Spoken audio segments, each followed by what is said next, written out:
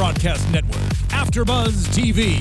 Over 20 million weekly downloads in over 150 countries, and your #1 source for after-show entertainment. AfterBuzz TV, the destination for TV superfans. Producing after-shows for over 300 of your favorite TV shows. Interviewing celebrities and showrunners. And bringing you behind-the-scenes exclusives. All thanks to E! Entertainment's Maria Menounos, producer Kevin Undergaro, and internet leader Akamai. Now, let the buzz begin! What's up? Welcome to the show! Welcome to AfterBuzz TV!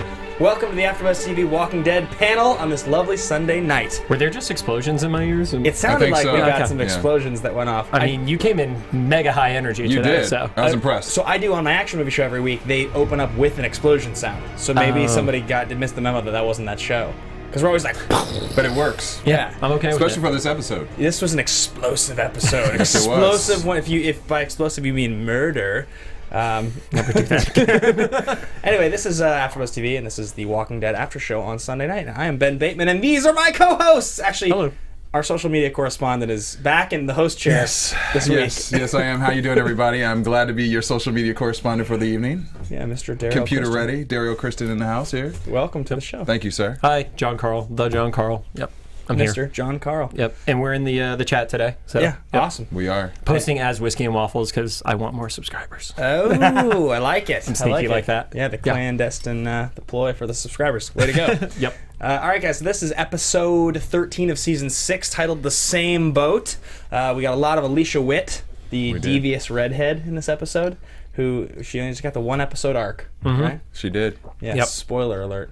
Well, this was like the girl power. Well, if you're watching this, the episode can't be spoiled for you at this point. Yeah, so. it's true. It was girl power episode. Yeah. For sure. So before we start talking about this episode, I should remind everybody that we are in fact on YouTube. We are on SoundCloud. We have a YouTube channel that you're probably watching live right now. You might be listening to it, but rate, subscribe, like, all of it helps us stay high in the standings so we can keep doing the show. We hit a big moment last week. We've crossed 200,000 subscribers on the AfterBuzz YouTube channel. So That's amazing. That's a huge so congrats to all the shows on AfterBuzz for doing that. one. Yeah, that's awesome. That's so cool. And I mean, that's just on YouTube. I mean, the iTunes thing with the audio. I forget sometimes how many people listen on audio. You know what I mean? We do this as a video show, and, Right. and we like use our hands, and we're very emotive. But sometimes we'll reference things, and people don't And even we know what's forget going on. we forget we're radio. Yeah, exactly. And we have to reference also, because Patrick Glenville on the chat asked if there was any ladies tonight, and Joyce is not here tonight, unfortunately, but hopefully she'll be joining us next week. So Yeah. There was a little scheduling snafu, scheduling, the yes. time change and stuff, but Yes. we'll get it worked out for Yeah, people. we'll get it worked out. Yes, Yeah. exactly. We'll have a very full panel the last few weeks. Yes. We only have a few weeks left. Only have 3 weeks left, weeks guys. left. 3 weeks. Only 3. I'm so bummed. All right, well, let's talk about the episode, guys. Let's start out with a section I'm going to call Carol the Chameleon. Yes. No, never do that either? All No, right. you're just Striking killing out. it today. No, Carol, what a cool character, right? Yep. She's amazing. I mean, she honestly is becoming my favorite character on the show. I mean, if you just look at the history of her on Walking Dead throughout the seasons, her arc is just, and her peak is just spectacular. I mean, honestly, you just never know what you're going to get, and the way she played it tonight was just very well played. Right. Yeah, and she's done this multiple times before. I mean, when they first got to Alexandria, she was, the cook, making cookies and everything like that, and it lulled everybody into that false sense of security. And the thing that we don't really touch on is she isn't just making up that character. She just takes herself back to when she was a battered wife, and she remembers how helpless and how weak she was then. Yeah. And she just brings herself back to that moment, which is why she's so believable when she does it. Yeah, when you think about all the transitions she's gone through as a character, this is the question I have. I wonder if when Kirkman was developing the show with AMC, and he was thinking to himself, okay, like the character Carol, because in the comics we've talked about this before, there is a character Carol. She's just a little different. I wonder if he was thinking like, okay, She's also been dead for a long time. yeah, but like it's one of those things where they character shift. So her character in the comics is nothing like the character in the. I think in the beginning it was, but Yep. they moved it around. So the point is, I just wonder if they were like, we want to evolve this character and develop this character over the course of these seasons to have this full character arc. Kind of the way that Rick has, that I think they had a bit more of that in mind, because that's more consistent with his character as it was from the source material. But she's just gone through so many changes. When you think about the first time when she drugged those people, Tyrese's girlfriend, right? Like the infected people when they're in the prison. Yep. She drugged them out. She burned them alive. Yep. Right? And like, you think about it, Rick leaves her out there. She's forgiveness. She has to kill the little girl. The little girl. Yeah. Right? She has to kill. And then, and now when you think about what she's gone through, she was going through like a bit of this journey where she was sort of remembering what it was like to be a normal person that didn't have to just murder people all the time. And so her performance in this episode wasn't entirely an act, I didn't think.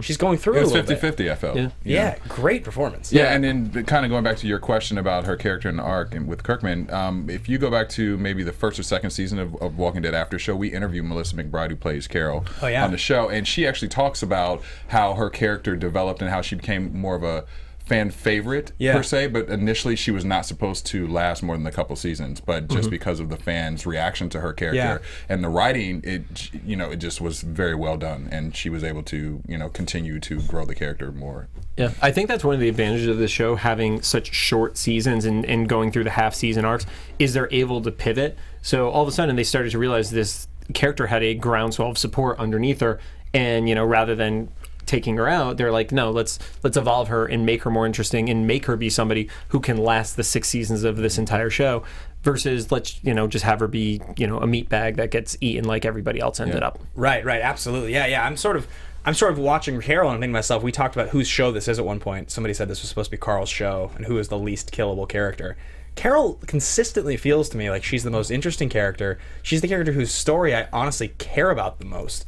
And I think she almost feels, Rick is less killable than Carol, but she might be just the solid number 2 now. I agree. Right. And the way she plays it, just, the turning it on and off, even when she was doing it tonight, I really, at first, honestly was thinking like maybe she really is having some type of breakdown. Yep. And then it's just something kind of clicked, and I especially with the rosary and just the way it was all set up, I started thinking, you know what, she's playing a game. When she says, "Are you going to kill me?" She's good. Yeah, she's I hope good. not. Yeah. I hope not. Yeah. So you knew it was, but it wasn't entirely an act because she's tearing up when she's holding the gun. What were you so afraid of? She doesn't want to kill people, and so when she says, "I hope not," I think she truly believes it, but knowing full well she's going to be the one that has to. Yeah. Yeah. Talk about I want to just touch on just the subject of murder in this show a little later in the episode. I want to really focus on that before we get off Carol. But that last scene, we'll call it an Easter egg, a burning Easter egg, just out of nowhere, right? You're like, oh, okay, this episode's already been pretty brutal. We've seen this before in Walking Dead, and then it's just like, nope, it's gonna burn some people alive. There's killing somebody in a defensive manner, which I think was, when she killed the one girl by shooting her in the head, but then that's like preempted, cold-blooded. That's the equivalent of stabbing somebody in the head as they're sleeping. Seriously. And I don't disagree with them doing it because of the whole situation. Of course. But at the same time, it's like, no, if you were to put this on trial, that's like first degree.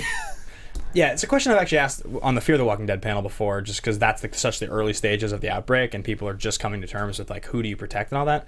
But one of the questions I always wonder about when you have a group like Rick's group, and they're all so close to each other and they take care of each other, it's supposed to have a bit of a family feel to it. Mm-hmm.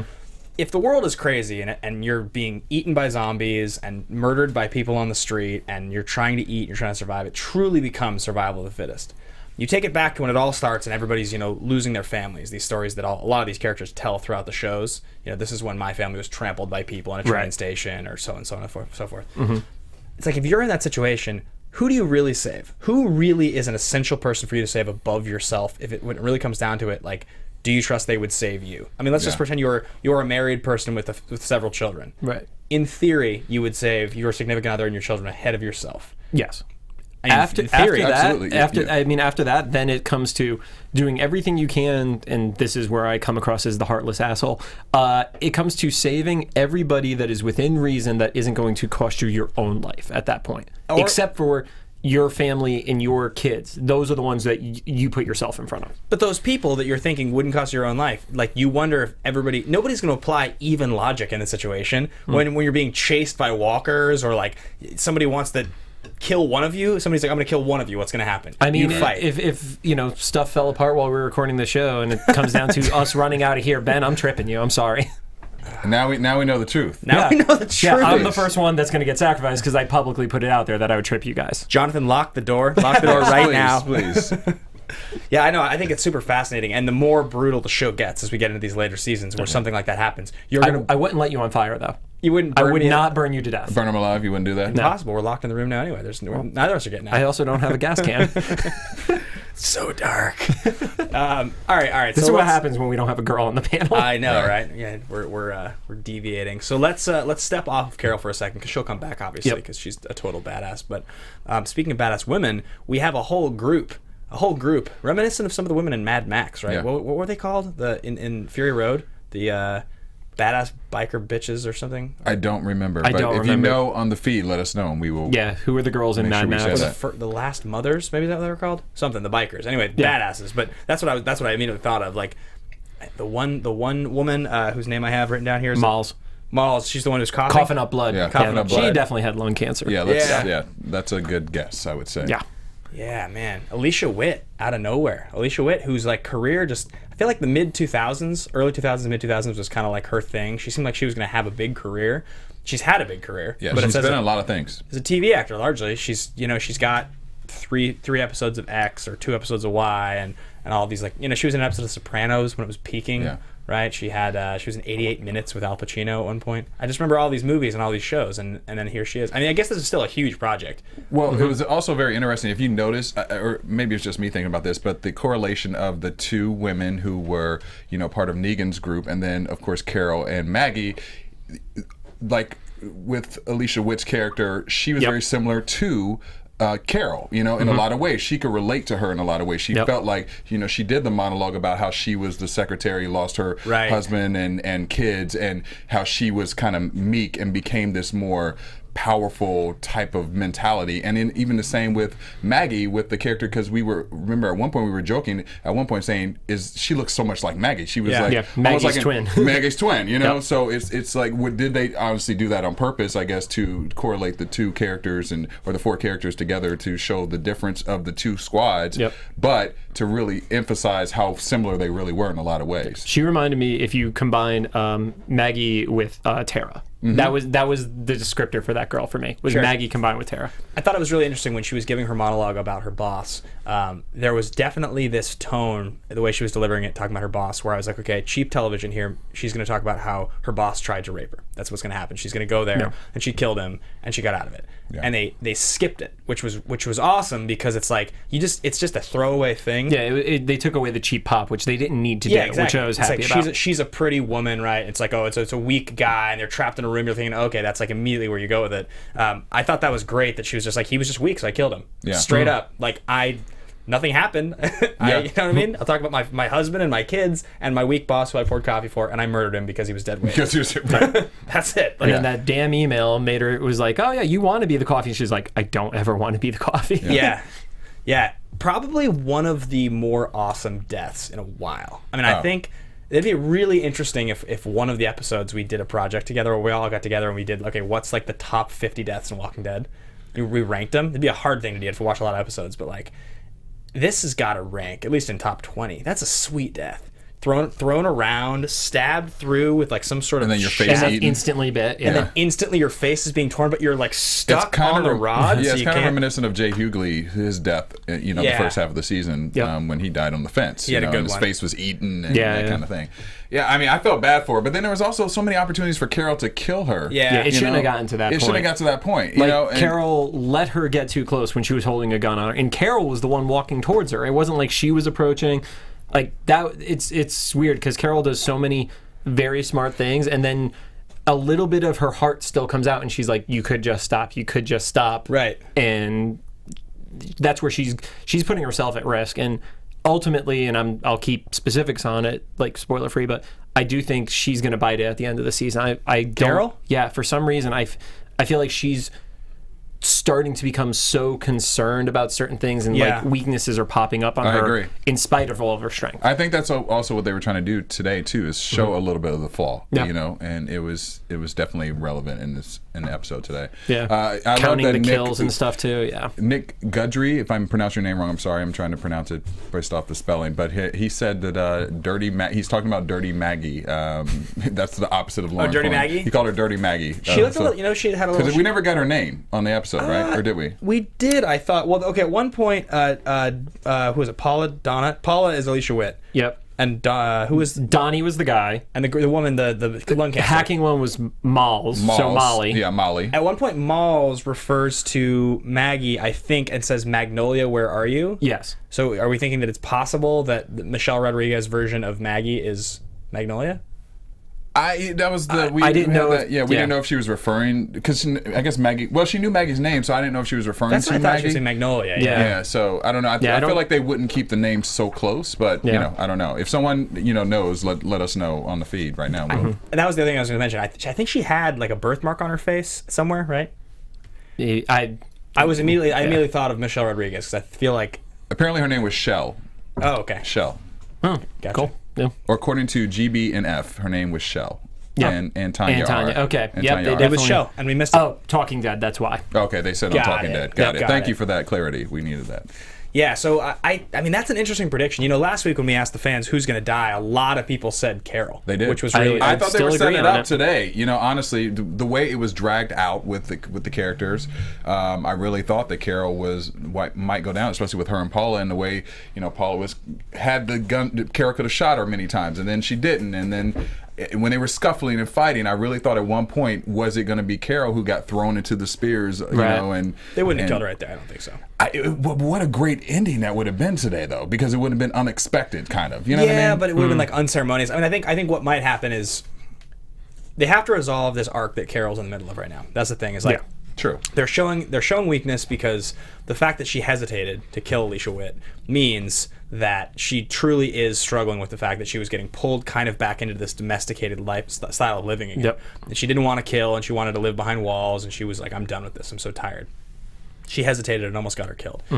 Either she'll die, or she has to suffer an extremely traumatic event to swing her back into the direction again. And that event might be watching someone she loves beaten to death with a baseball bat. I still think she needs to have some resolution with Morgan. Like that's the big thing that needs to happen. Is Maybe she kills Morgan.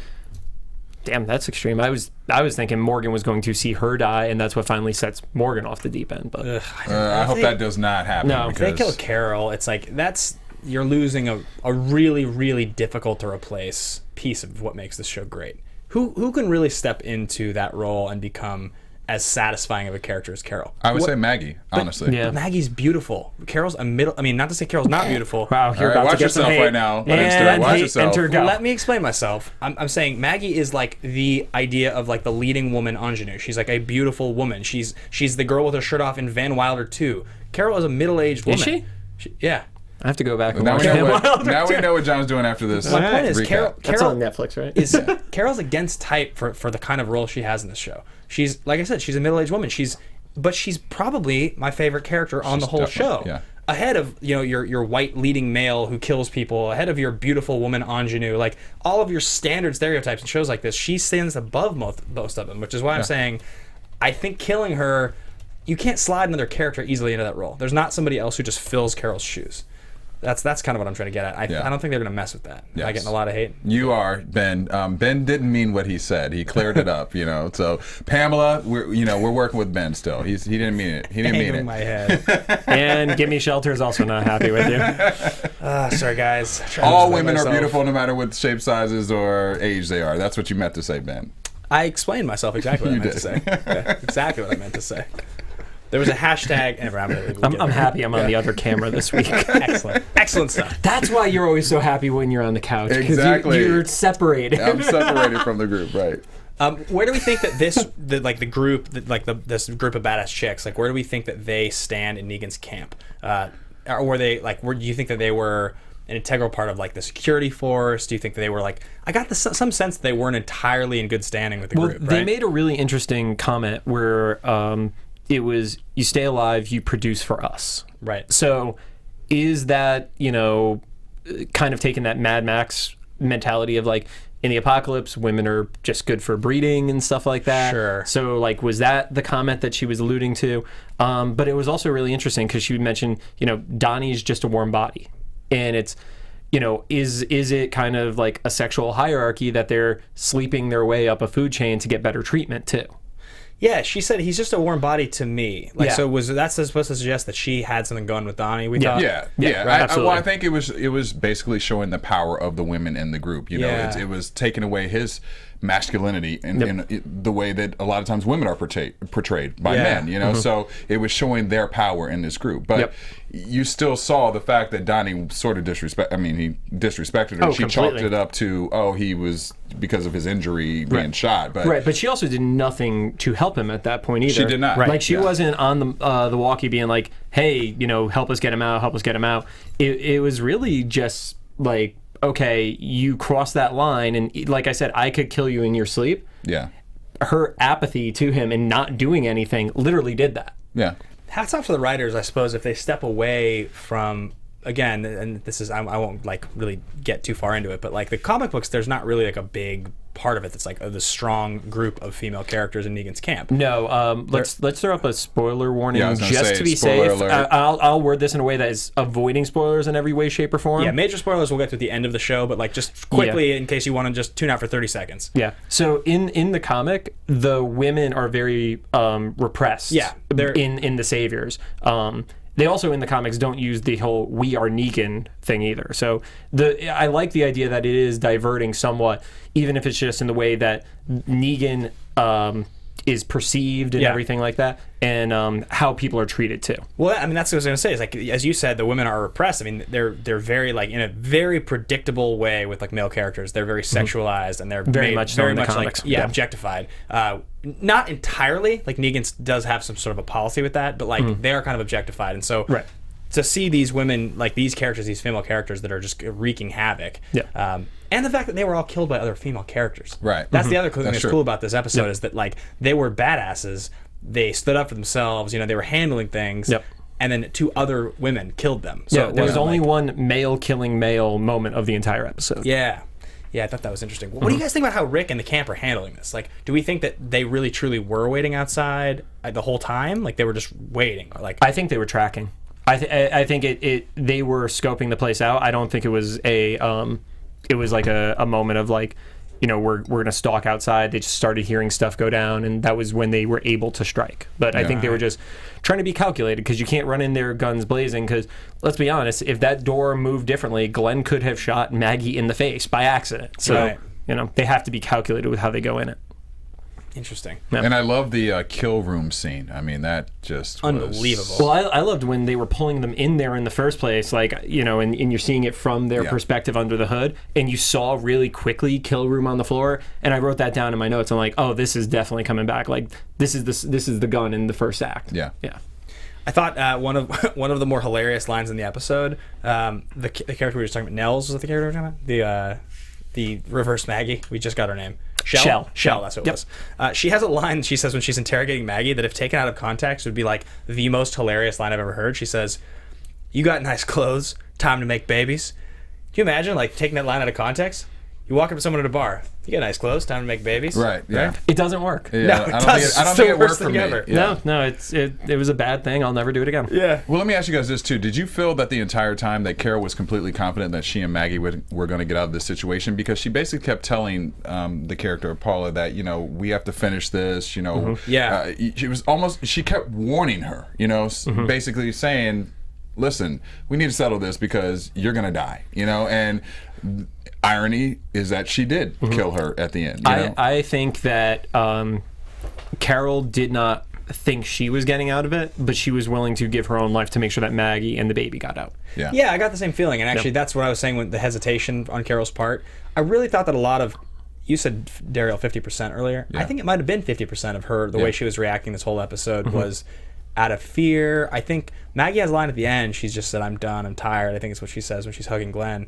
I think a lot of these characters are just feeling that level of exhaustion. Like we're just murdering people now to stay alive. We're just killing people. I've killed. What she says, I've killed 18, maybe 20 people. It was 18. Was her checklist that she had from last episode where she was writing it down, like where she killed people and everything.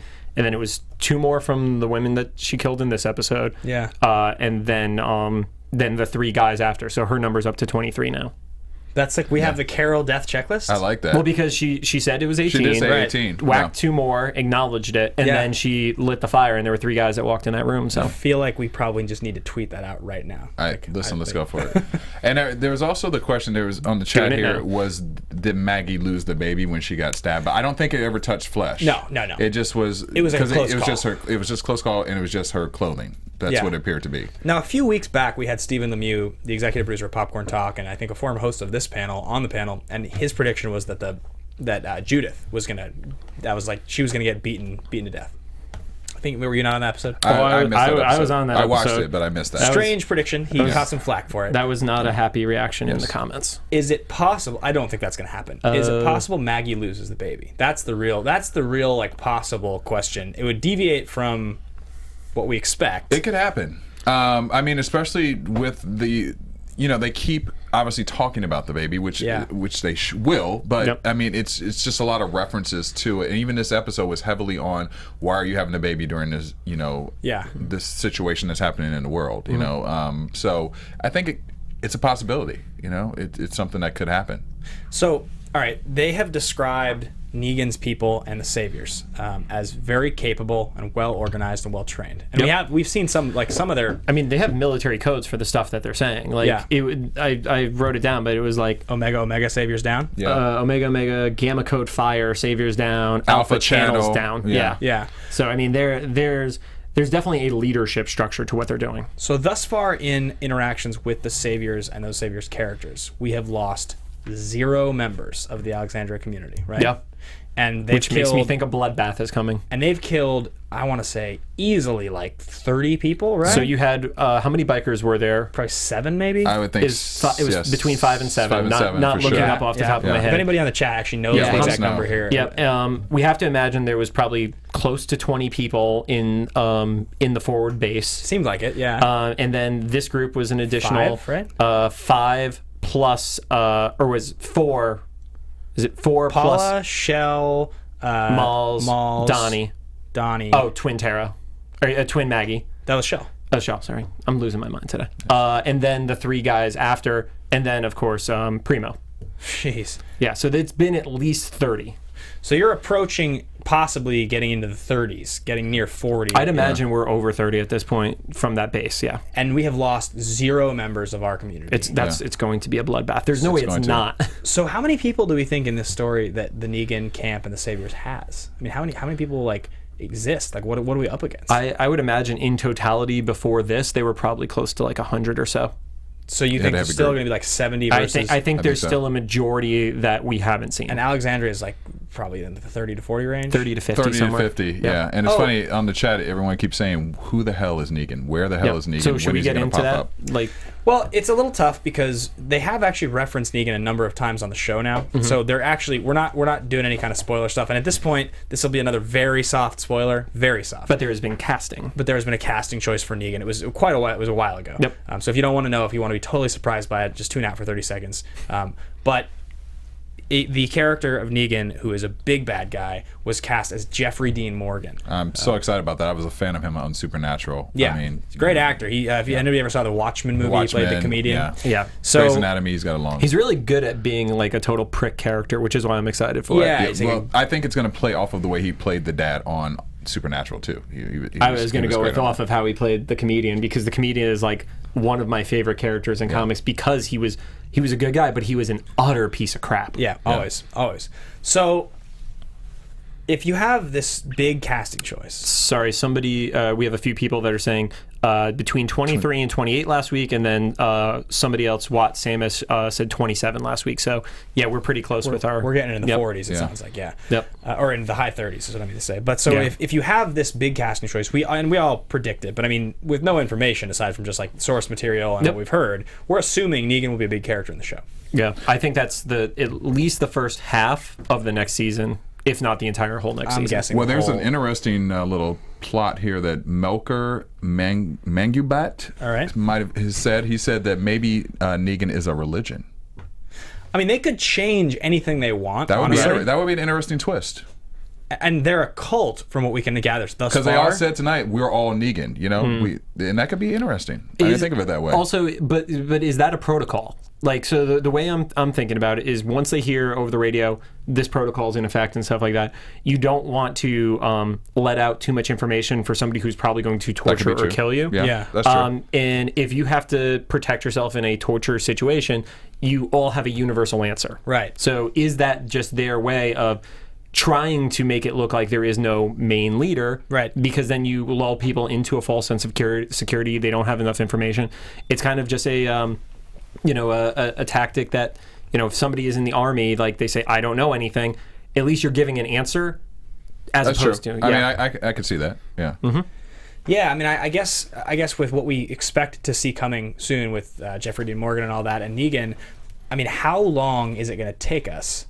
We still all are in total agreement that it's the last episode. Is the first time I think it's going to be the last Absolutely. episode. Yeah. What are we going to do for 3 episodes? I mean, at this point, they've killed 0 of them. So when the bloodbath happens, you have to assume a large number of Alexandrians are going to die. Like that. So everyone's going to live to the last episode. And I think next week is a calm down episode. Like, we've had just some major stuff happening already. They still have to go back to Hilltop and just talk about what has happened and everything like that. So I think there needs to be the come down. Everybody gets to relax a little bit before everything hits the fan. So that's at least 1 episode. I'm not sure for the second to last episode, and I think the last episode is, maybe there's a teaser at the end of the second to last episode where you see like the boot or the bat or something like that, and then the entire full episode is dedicated to Negan. That's just my thoughts. You're saying the second to last one or the last one? I'm saying the second to last one. At the end of that episode, you get some teaser for the actual person of Negan. Do you think there's any possibility that that teaser happens at the end of the last episode? Like, I pick you, and then I would be so mad. Like, I feel like that's the way it might go. Honestly, you guys are going to ask me to leave the studio if we're watching when that happens. Yeah, I think it would be. All the other after shows are going to be mad at me. I think it would be too big of a slap in the face if they did that. I agree. I don't think they can. There's so much build up to a character. I mean, we haven't had any kind of a storyline like this as big, and even Terminus was a smaller storyline than this, really. But I mean, that was, speaking of Terminus and getting to the subject of just brutal murder on the show now. Yep. I remember when they got the cannibals in the church and how ruthlessly they murdered them. That was like the first time in the show where I was like, this is total, like, you know how in traditionally in movies, the bad guy and the good guy face off, and the bad guy talks too long when he's got the good guy chained up, the good guy escapes and all that. Yeah. Like, that was what was happening, and when they finally got the bad guys in the church, they just murdered them. They didn't listen. They just killed them all. Right. And it seems like more and more that's what's starting to happen to these characters, is they're getting away from the whole give the bad guy time to get away. Well, the monologue doesn't mean anything. Just off them. Yeah, and that's what happened. I mean, like, when Rick is like, I'm sorry I had to come to this. You're not giving us any information. Your people are gone. All right, we'll just shoot you. Yeah. Right? You're just dead. Carol, just shoot you in the head, Shell. Like, it's gnarly. I mean, in the kill room scene you mentioned. Kill room. It just, I don't know. Well, Carol and Shell, like, that was in a fight-ish scene, so that had to happen quickly. Yeah. Rick's thing, like, that was just basically him saying, look, we gave you enough opportunities. We're not screwing around here. And you wonder, even if he had given them all the information and then his friends died and he was of no more use, they still would have done it. They still would have done it. But what's also interesting to me is we really see the differences of the group. So Negan's group and Rick's group. I felt like even tonight watching Negan's group that it was very dysfunctional. A lot of inner turmoil where Rick's group, the solid people in Rick's group, not the extras who come on board, later on. The red shirts. The red shirt, right. But everyone else who's the primary group people are they work well together. It's a great leadership and everyone has a role. But I felt like with Negan's group, it's inner turmoil. Yeah, they don't seem as well organized. They don't seem well organized at all. The last thing I want to talk about before we get to predictions is the hug at the end between Carol and Derrial.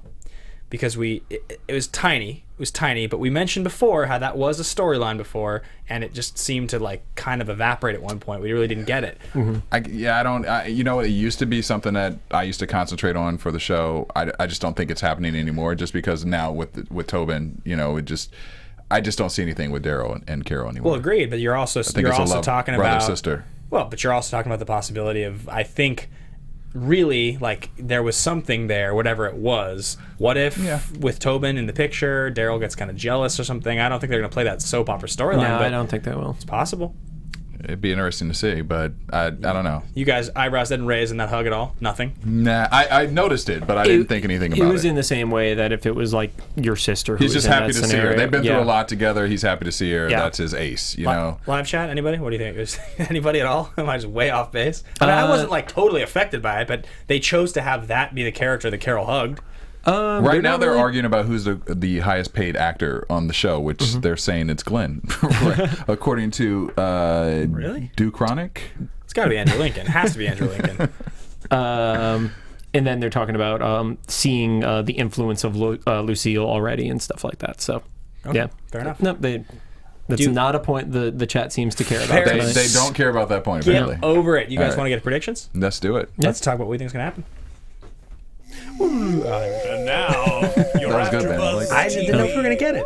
prediction. So we'll do our normal predictions, like there'll be all these soft predictions, and then we're going to give like the fat spoiler alert just in case there's anything we want to talk about that has like direct comic book implications. All right? Okay. So this is the non-spoilery predictions, and then we will also read predictions off the chat. So spend the next couple minutes, guys, if you have any thoughts, sharing with us. Yeah, chat. I'll even type it in there. Okay. All right. All right, Derrial, I got one first. All right, so I have two predictions. My first prediction is that Father Gabriel is going to bite it. He's going to die. And I also think that we're going to lose either Carol or Derrial in the next couple episodes. We've been talking about Derrial for a while. Carol seems to be a little more of a hot button this week and last week. Like that's getting talked about now. But when they build it up like that, it sparks my curiosity. Yeah. Yeah. Because they keep putting it in my face. You know what I mean? Yeah. Yeah, I agree. I think Derrial and Carol by the end of the season, one of the two of them is going. I don't think they'll do it to both, but I do think one will.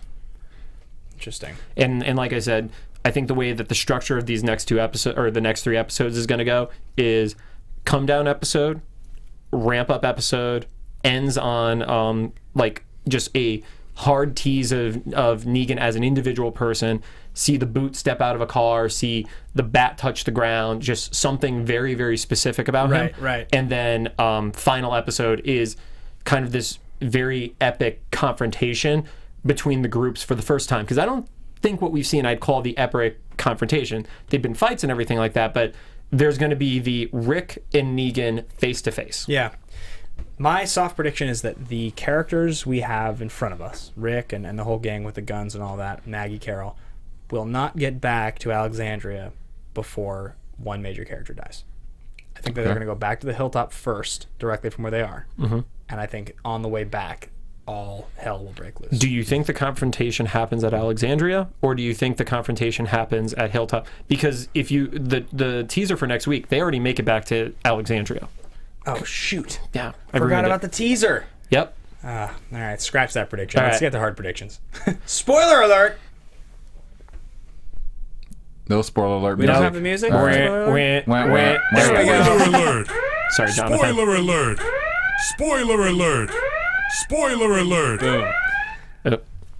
Before we do that, do you want to read any of these? Yeah, you know, it's funny. We talked about this with what they show with next week's episode is that Eugene apparently looks like he has a haircut finally. So Yep. the mullet hopefully will be gone. So Heath Brandon Nicing him up for Sinelli, Rosita. you also noticed that, so shout out to you. A couple other things on here is that people are still asking a lot of things about Negan and when he's going to appear and when he's going to die. But I think he needs to appear before we worry about when he's going to die. But yeah. Nick seems to think that Heath is going to get it. I mean, sub-characters generally usually Carol. are fodder. Carol, Maggie is another character thrown out there, but I don't see Maggie Can't dying. see Maggie dying. Yeah. Gabriel's still alive. Morgan needs to go. Who do you going to choose, Glenn or Carol? Carol or Glenn will meet Lucille. Yeah. I mean, still a lot of Glenn and Carols. They haven't killed off. I don't think Glenn's going to go. I think that is too much after what we experienced the first half I'm of the still season. totally convinced. They haven't killed off any like real number of like core characters in quite a while. I mean, you had like obviously the Andersons and A couple other characters here and there, but I do think that the end of this season is Somebody big has to die. I think you're gonna clear out like a solid half dozen like sub characters and like one or two main. That's what I'm guessing. GBNF has a great one. Jesus dies and comes back in 3 days. 3 days. That might be my favorite quote for the night. That's by far one of my favorite comments. And the aliens will save them, according to P. Bass. So, well, I mean, that was always the talk when Kirkman pitched the original comic. Is all of a sudden you were going to find out that the zombies were aliens because Image originally didn't want to just do a zombie comic, and that's what he sold it on. And then they saw the success of it, and he was like, just kidding. That's crazy. Yeah. Do you guys have any spoiler-filled predictions? I mean, I'm still sticking. Like you do, John. I'm still sticking to the prediction I've had all season. I think they keep Glenn as the one who gets Lucille. I'm in complete agreement with you, and nothing has made me think otherwise yet. I will buy into your logic on Carol just a little bit, but I can't see it happening. I don't think she gets Lucille. I think she does get. She will get killed sooner rather than later. It won't be this season, though. Not if they do Glenn at the end of the season. Yeah. And quick question for everybody here. Brandon Sinelli asked for the AfterBuzzers, which season was your favorite so far? Honestly, my favorite was the year that Shane died and became a walker. That was like hands That was just down. the end of season 2. Yeah, the season Back 2. half of season 2? Season 2 is probably my favorite. I would say, I mean, and this is hard to judge because it's not over, but I feel like especially the second half of this season has had some of the best episodes back to back to back to back. You know, I didn't love the Morgan episode as we've talked about, but as a whole for the entire season, I would say this season is my favorite right now.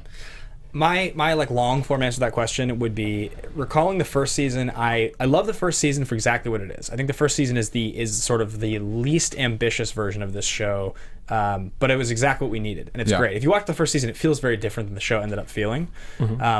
2 is awesome, and I agree with you, Derrial. The end of 2 is great. Yeah. Somewhere in the middle of 3 into 4 is where it slows down for me. Yeah. So the first half of 3 is good, but the second half of 3 and the first half of 4 to me is like, when I've watched it on TV again, I get kind of tuned out. To me, my favorites are 5. So like the cannibal and the retribution on the cannibal storyline that was a good season. was awesome. The way that Great opens season. up with them, they're locked up and the throats are going to cut to kill everyone. That's awesome.